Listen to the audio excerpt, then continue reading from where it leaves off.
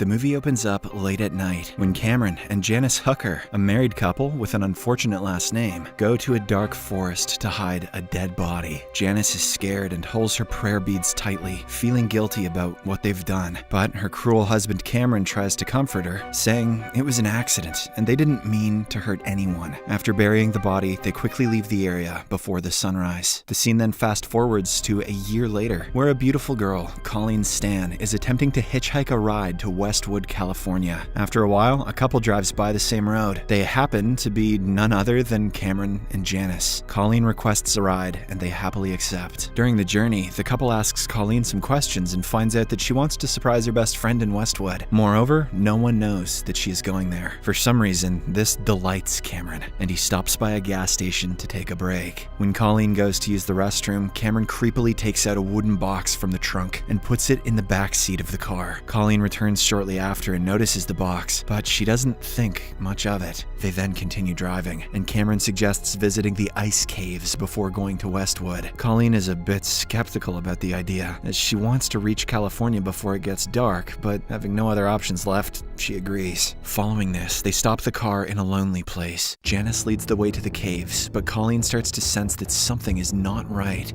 Suddenly, Cameron pulls out a knife and holds it against her neck. He then blindfolds her, handcuffs her hands, and pushes her back into the car. That's not all. He even places her head inside the wooden box so that she can't see where they're taking her. In the next scene, the couple brings Colleen to their house in Red Bluff. Once there, Cameron undresses the poor girl and ties her up. He then brutally whips her while Janice watches in horror. Cameron gets excited by the violence and the screams, indicating that he is a psychopath. After he is done for the day, Cameron chains Colleen to a table and puts her head back inside the box, leaving her trapped and terrified. Early the next morning, Janice anxiously approaches her husband, seeking clarity on their plans for Colleen. Cameron replies that they'll dispose of her when he grows tired of her. He then heads to work, leaving Janice alone with her doubts and worries. During the day, the sound of Colleen's tearful cries interrupts Janice's moments of peace. So she goes downstairs to confront the situation. Colleen pleads desperately,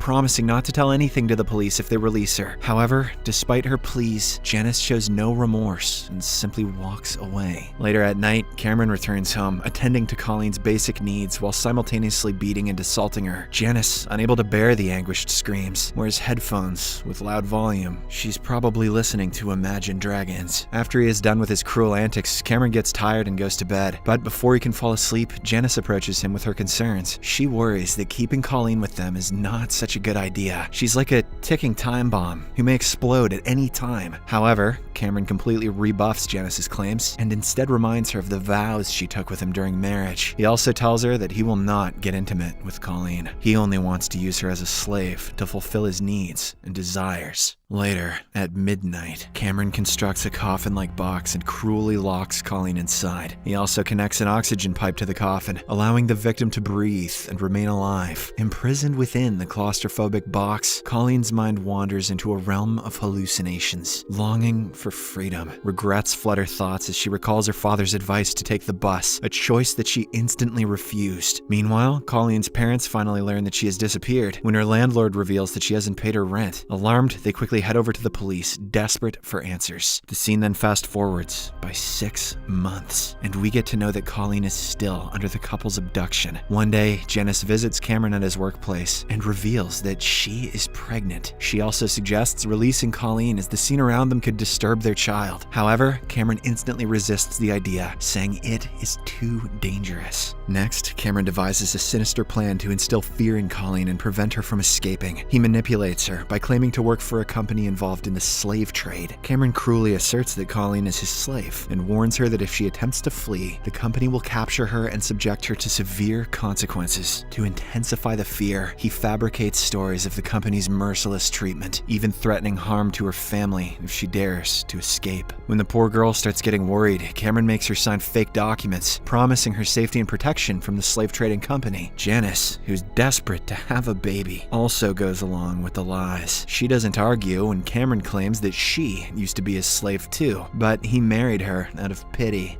The following day, Cameron prepares Colleen by dressing her and placing a collar around her neck. He renames her Kay and establishes that she must regard him and Janice as her masters, following their every command. He then instructs Colleen that whenever he calls out "attention," she must quickly go to a designated spot, remove her gown, and raise her hands. As expected, the scared girl agrees without any questions. Later, while carrying out her cleaning duties, Colleen comes across a Bible and tries to read it, but just then, Janice arrives and snatches it from her. She then reminds Colleen of her worthlessness and asserts that her sole purpose is to endure suffering. A few months later still, when the landlord asks Cameron if he can check the furnace, the latter gets scared and tells his wife they need to move to a new place. Not long after, Janice gives birth to a baby girl, Lil Baby Psycho Hooker, and only Cameron assists her during labor. After a while, Colleen is let out briefly so that she can meet the child, whom they have named Amber. Although Colleen is sent back right away, she is delighted to have witnessed the baby girl. A year later, the evil couple moves to a new place, far from the city. One evening during dinner, Janice learns that Colleen didn't set a fork for her. Enraged, she calls the girl lazy and a liar who is good for nothing. Cameron also gets mad and punishes her brutally. But after a while, Janice learns that the fork had accidentally fallen on the floor, making her feel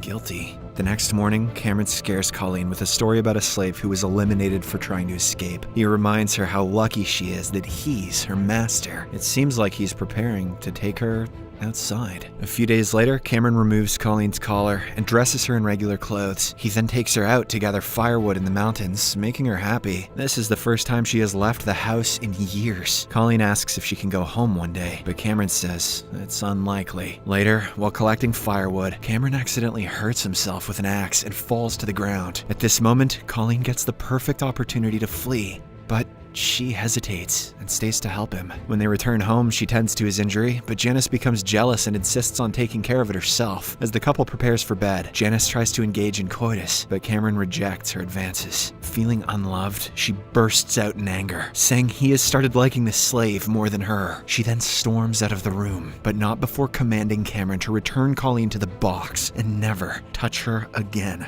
3 years pass, and Colleen remains captive under Cameron and Janice's control. On one occasion, Janice briefly releases her from the box to empty her urinal, and Colleen catches a glimpse of Amber, now a grown girl. This sight leaves her wondering how many years have passed since her abduction. One day, the family decides to go to Lake Tahoe, leaving Colleen confined in her box. Unfortunately, when they are away, a malfunction in the ventilation system causes Colleen to suffocate, leading her to experience vivid hallucinations. Suddenly, she awakens and desperately kicks the box until it breaks open. Later, the family returns from their trip to the lake. Cameron goes to check on Colleen, but shockingly discovers that she is missing. He frantically searches the house, hoping she is still there. And, to his relief, Colleen is hiding behind the shower, clutching a Bible. As he gets ready to punish her, she honestly tells him about the broken ventilation.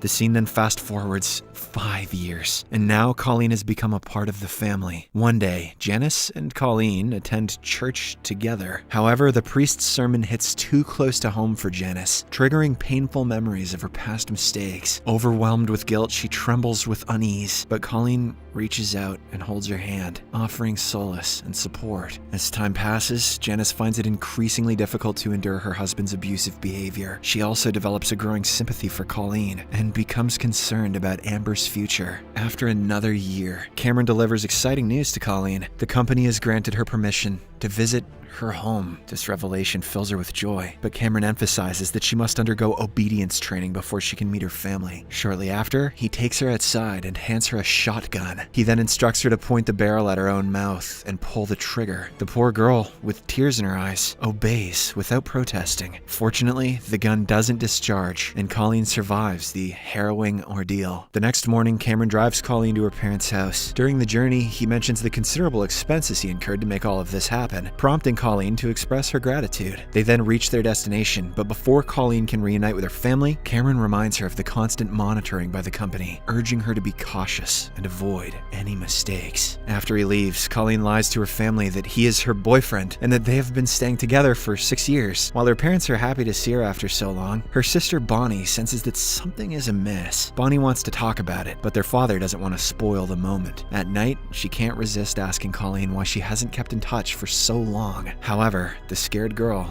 avoids the topic. The following morning, Bonnie begs Colleen to tell her what's bothering her. This time, the latter seriously considers spilling out the truth, but before she can open her mouth, Cameron comes to pick her up. As Colleen packs her things nervously, Cameron talks to her parents. He tells them that he and Colleen are planning to get married soon. After a while, as the two are about to leave, Bonnie inquires where they live now. Cameron confidently says that they're in California, but Colleen had told Bonnie they lived in Oregon. This confirms her suspicion that something is wrong. However, she doesn't say anything at the moment. In the next scene, Cameron arrives home with Colleen and tells her something shocking. He reveals that he actually is thinking of marrying her and starting a family. Unbeknownst to them, Janice overhears everything from nearby. The next morning, Colleen sees Janice packing and asks where she's going. At first, Janice says she's visiting her parents, but later says that she wants to end her marriage with Cameron. As she tries to leave, Cameron catches her and insists that she has to return to the house. However, Janice has reached her breaking point and defiantly leaves with her father and Amber.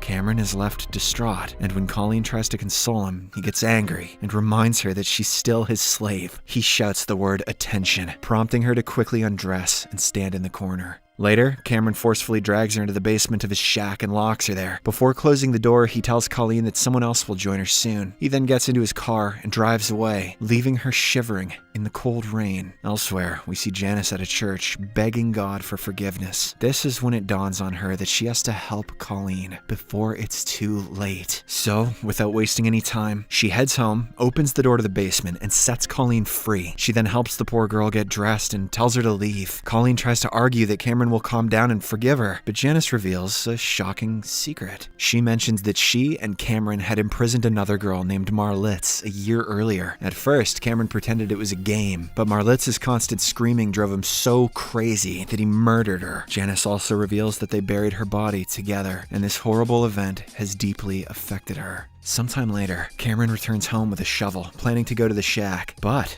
to his horror, Colleen is nowhere to be seen. On the other hand, Janice is taking Colleen to the bus stop, asking her to go home and live life freely. When the bus finally arrives, Colleen hesitates because she is still afraid of being caught by the slave trade company. However, Janice bluntly reveals that the story about the company is a lie, and Cameron was never involved in it. After understanding the truth, Colleen feels a sense of relief. She then gets out of the car and enters the bus. As she travels back home, Cameron can be seen devastated, crying on the floor as he has lost both Janice and Colleen. In the last scene, we get to learn that Janice confessed everything to the police to cleanse her guilt. The police conducted an investigation, and as a result, Cameron was sentenced to 104 years in prison. Janice, on the other hand, was granted immunity for testifying against him. Unfortunately, Marlitz's body was never discovered. The movie ends with the police disclosing that Colleen was held captive for 2,640 days, which is equal to 7 years. Subscribe for more videos like this, turn on notifications, and leave a like to help the channel out. Thank you for watching.